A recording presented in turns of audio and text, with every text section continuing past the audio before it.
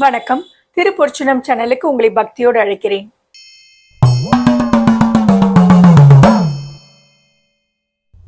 திரு அம்மானை. அம்மானைன்றது அந்த காலத்துல பெண் குழந்தைகள்லாம் விளையாடின விளையாட்டுல ஒண்ணு.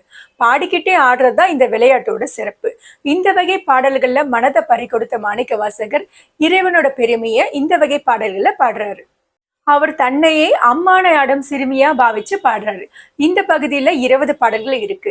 இந்த பாடல்கள் எல்லாம் திருவண்ணாமலையிலிருந்து பாடியது. செம்கண் நெடுமாலும் சென்று இடந்தும் காண்பு அறிய பொங்கு மலர்பாதம் பூதலத்தை போந்தருளி எங்கள் பிறப்பு அறுத்திட்டு எம் தரமும் ஆட்கொண்டு தெங்கு திரள் சோலை தென்னன் பெருந்துரையான் கணன் அந்தணன் ஆய் அரை கூவி வீடு அருளும் கருணைவார் கழலே பாடுதுங்கான் அம்மானாய்.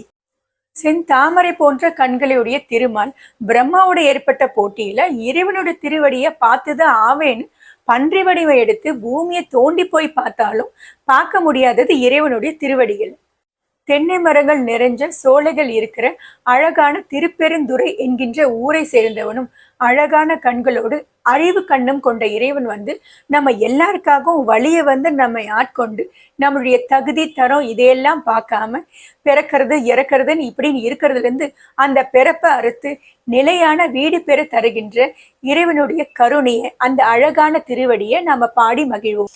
பாரார் விசும்பு உள்ளார் பாதாளத்தார் புறத்தார் ஆறாலும் காண்பதற்கு அறியான் எமக்கு எளிய பேராளன் தென்னன் பெருந்துரையான் பிச்சு ஏற்றி வாரா வழி அருளி வந்து என் உளம் புகுந்த ஆரா அமுது ஆய் அலைக்கடல்வாய் மீன் விசுறும் பேர் ஆசை வாரியானை பாடுதும் கான் அம்மானாய்.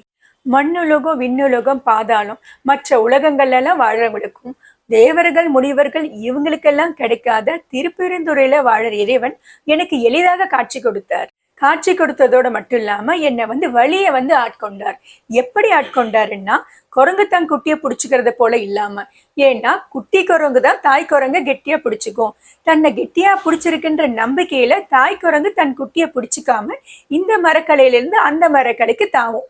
ஆனா பூனையில குட்டி பூனைக்கு அம்மாவை பிடிச்சிட்டு போக தெரியாது.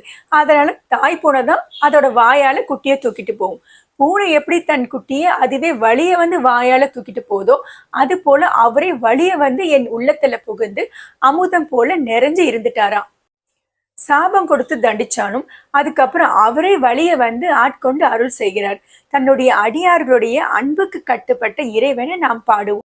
மீண்டும் அடுத்த பதிவுல திரு அம்மானையிலிருந்து தொடர்ந்து பாடல் வரிகளை படிக்கலாம். நன்றி, வணக்கம்.